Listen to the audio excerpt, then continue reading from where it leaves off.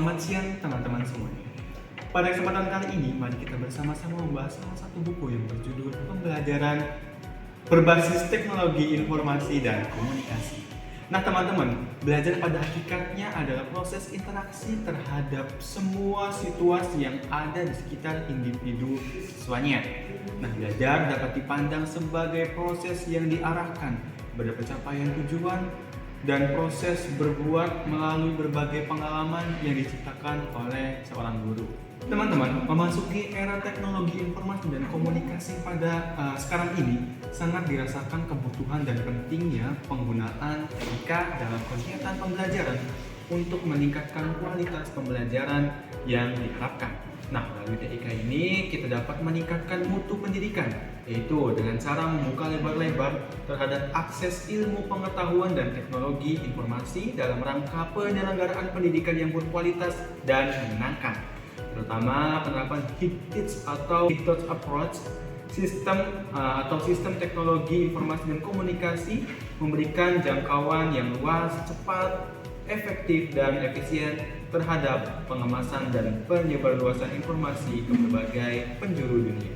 Teman-teman, teknologi informasi dan komunikasi telah memberikan kontribusi yang cukup besar terhadap terjadinya revolusi dalam berbagai bidang, khusus pada bidang pendidikan. Erik Absi pada tahun 1972 menyatakan bahwa dunia pendidikan telah memasuki revolusinya yang kelima. Revolusi yang pertama terjadi ketika orang menyerahkan pendidikan anaknya kepada seorang guru, baik itu padepokan, pangkuron, pesantren, serta sekolah dan lain sebagainya. Nah teman-teman, revolusi kedua terjadi ketika digunakannya tulisan untuk keperluan pembelajaran. Melalui tulisan ini dapat membuka akses yang sangat luas sehingga informasi dapat disampaikan dan dipanggil kembali. Kemudian revolusi ketiga terjadi seiring dengan ditemukannya mesin cetak, sehingga materi pembelajaran dapat disajikan melalui media cetak seperti buku, modul, majalah, teks, dan lain sebagainya. Kemudian revolusi keempat terjadi ketika digunakannya perangkat elektronik dalam kegiatan pembelajaran seperti radio, tape recorder, televisi, dan lain sebagainya. Kemudian untuk pemerataan diperluaskan pendidikan, ada revolusi kelima yaitu saat seperti ini dengan pengemasan dan pemanfaatan teknologi informasi dan komunikasi dalam kegiatan pembelajaran, khususnya teknologi komputer dan internet untuk kepentingan peningkatan kegiatan pembelajaran. Oke, yang selanjutnya di sini ada manfaat media pembelajaran dalam proses pembelajaran. Nah, yang pertama yaitu pembelajaran akan lebih menarik perhatian siswa dengan menggunakan media pembelajaran karena bisa memotivasi siswa dalam belajar. Yang selanjutnya, materi pembelajaran akan lebih jelas maknanya sehingga dapat dipahami oleh para siswa dan memungkinkan siswa menguasai tujuan pembelajaran yang lebih baik. Nah, yang ketiga, metode pembelajaran akan lebih bervariasi ketika menggunakan video pembelajaran. Jadi tidak semata-mata komunikasi verbal melalui penuturan kata-kata oleh guru, sehingga siswa tidak bosan dan guru pun tidak kehabisan tenaga untuk berbicara di depan murid-muridnya di kelas. Yang selanjutnya yaitu siswa lebih banyak melakukan kegiatan belajar sebab tidak hanya mendengarkan uraian guru tetapi juga aktivitas lain seperti mengamati, melakukan, mendemonstrasikan, dan lain-lain. Konsep media pembelajaran. Definisi media pembelajaran menurut Erich pada tahun 1993, media merupakan alat saluran komunikasi berasal dari bahasa Latin dan merupakan bentuk jamak dari kata medium yang secara harfiah berarti perantara. Heinrich mencontohkan media ini seperti film, televisi, diagram, bahan tercetak, komputer, dan instruktur. Contoh media tersebut bisa dipertimbangkan sebagai media pembelajaran jika membawa pesan-pesan atau message dalam rangka mencapai tujuan pembelajaran. Dalam hal ini terlihat adanya hubungan antara media dengan pesan dan metode. Media adalah pengantar pesan dari pengirim ke penerima pesan. Dengan demikian, media merupakan wahana penyalur informasi belajar atau penyalur pesan. National Education Association atau disebut dengan AEA atau Asosiasi Teknologi dan Komunikasi Pendidikan Amerika mendefinisikan media sebagai bentuk dan saluran yang digunakan untuk menyalurkan pesan atau informasi Media salah satu alat komunikasi dalam menyampaikan pesan, tentunya sangat bermanfaat jika diimplementasikan ke dalam proses pembelajaran. Media digunakan dalam proses pembelajaran tersebut disebut sebagai media pembelajaran. Prinsip media pembelajaran. Yang pertama yaitu terdapat efektivitas. Yang kedua terdapat relevansi. Yang ketiga terdapat efisiensi. Yang keempat yaitu dapat digunakan media pembelajaran, yang dipilih harus benar-benar. Yang selanjutnya yaitu kontekstual, yang pemilihannya dan penggunaan media pembelajaran harus mengedepankan aspek lingkungan sosial dan budaya siswa. Nah, pembahasan selanjutnya itu tentang pembahasan pembelajaran TIK. Menurut UNESCO, hasil belajar dapat dituangkan menjadi 4 pilar. Yang pertama itu belajar mengetahui atau learning to know, yang dimana belajar mengetahui berkenan dengan perolehan, penguasaan, dan pemanfaatan informasi. Nah, menurut Jaspers Diller tahun 1996, sebagai Ketua Komisi Penyusunan Learning, The Third Witrin menegaskan adanya 2 manfaat pengetahuan, yaitu pengetahuan sebagai alat dan pengetahuan sebagai hasil. Yang kedua itu ada belajar berkarya atau learning to do, dimana agar mampu menyesuaikan diri dan beradaptasi dalam masyarakat yang berkembang secara cepat. Lalu individu juga menampilkan keterampilan dan kompetensi kerja. Yang ketiga itu ada belajar hidup bersama atau learning to live together, dimana dalam kehidupan global kita tidak hanya berinteraksi dan beraneka kelompok etnik, daerah, budaya, ras, dan agama lainnya. Tetapi tiap kelompok memiliki latar belakang kependidikan, kebudayaan, tradisi, dan tahap perkembangan yang berbeda-beda. Yang keempat itu ada belajar menjadi diri sendiri secara utuh atau learning to be. Nah, di sini tantangan kehidupan yang berkembang secara cepat dan sangat kompleks menurut perkembangan manusia secara utuh, di mana manusia yang seluruh aspek kepribadiannya berkembang secara optimal dan seimbang. Lalu, belajar pada diri sendiri ini hakikatnya adalah proses interaksi terhadap semua situasi yang ada di sekitar individu. Ini adalah pembahasan jenis-jenis aktivitas belajar. Aktivitas belajar terjadi dalam suatu konteks pelajaran untuk mencapai suatu perubahan tertentu. Aktivitas belajar dapat menggunakan seluruh potensi individu sehingga akan menjadi perubahan perilaku. Perilaku itu seperti telah terjadi dikemukakan oleh dikemukakan bahwa belajar adalah perubahan sebagai hasil interaksi yang disebut aktivitas belajar. Aktivitas belajar termasuk memiliki ciri-ciri tertentu, yaitu terjadi secara sadar, bersifat fungsional, positif dan aktif, yang tidak bersifat sementara, bertujuan dan terarah, serta mencakup seluruh aspek tingkah laku secara utuh.